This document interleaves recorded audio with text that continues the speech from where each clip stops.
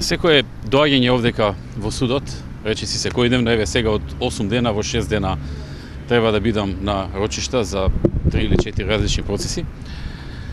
Секој ден се соочуваме со нови неправди и се повеќе се чувствувам како во едно од врвните дела посветени на абсурдот, процесот Кафка. Еве денеска да речеме, имаше еден од обвинетите кој што е болен, кој што достави лекарско уверение, мислење од специјалист од клинички центар, издадено боледување од матичен лекар, дека треба да мирува и не сме да се изложува никаков физички напор. И за него, замислете, обвинителството побара притвор, затоа што човекот е болен. Значи тој треба да лежи притвор, бидејќи се разболел, и тоа го потврдува и специјалист од клинички центар и неговиот матичен лекар. Судијата не одреди, меѓутоа самиот факт што обвинителството се дрзна да бара притвор за болен човек, укажува на забеганоста на ова јавно обвинителство. Или да речеме вчера, она што вчера се случуваше, кога судијата одлучи да го продолжи процесот вон работното време и го тераше рочиштето до 18:30 часот. Знаете, за мене не е проблем да останам колку треба. И до 20, и до 24, и така натаму сум работел и имам можности да го вршам тоа, но доколку тоа е за сите. Во овој случај имаме ситуација кога за никого друг не се останува после работното време, буквално за никого, ниту за најголеми убици, терористи и така натаму.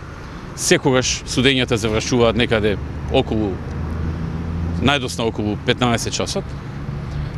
Само во случаите каде што сум јас, еве како вчера, имаме пролонгирање додека не ја завршила замислената обврска судиката и за никој друг во државата било кога во минатото. А што е најинтересно, можеби и најиронично, истиот пар на судии што вчера направи на некој начин еден скандал со продолжување на рочиштето во работното време и пар на судии кој што го суди Заев. И му закажува на месец и пол два и за 15 минути завршува се. Така што, навистина, се поабсурдно станува целата ова работа поврзана со СЈО и со судството. Очигледно е дека судиите имаат добиено политичка агенда и мораат да исполнуваат. Меѓутоа, вчера имаше еден интересен момент кој што е добро да го искоментирам, а тоа е што тројца сведоци на предложениот СЈО сведочеа целосно и безрезервно во наша корист, односно ги демантираа наводите на СЈО. Имено вчера слушнавме од сведоците дека целата постапка за набавениот Мерцедес била согласно закон, дека никој не им вршил никаков притисок на комисијата која што одлучувала за набавката, никој од обвинетите, и дека практично дека се било согласно закон, што е спротивно на наводите што СЈО ги кажа.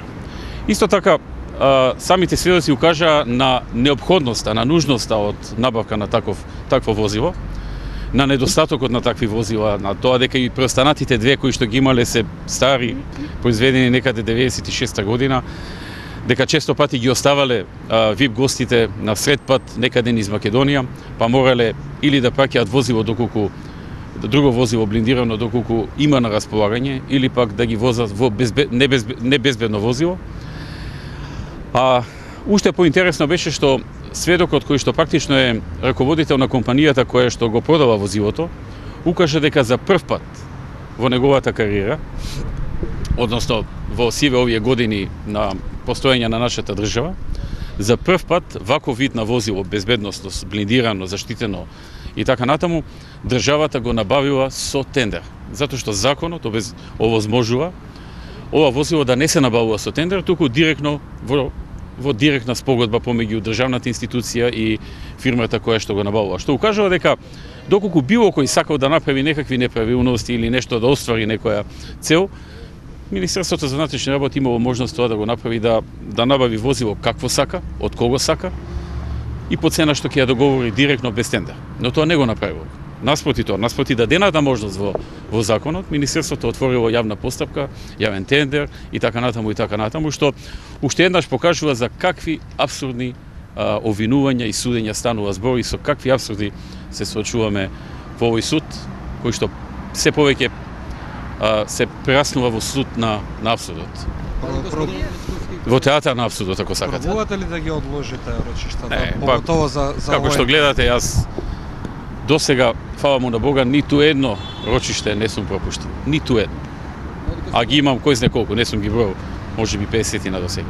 Груевски, вие во оваа фаза ги оценувате сите постапки на СЈО и на судот со да речеме како незаконски, меѓутоа тие се движат, да речеме, кон крајот. Што очекувате за некои дела за кои што сте обвинети, има и затворска казна? Што вие очекувате? Знаете што, ако се работи по закон, не само што не треба да не осуда, туку требаше да нема воопшто судење. Требаше судот во старт да ги отфрли овие обвинувања, односно не требаше да има ни обвинувања.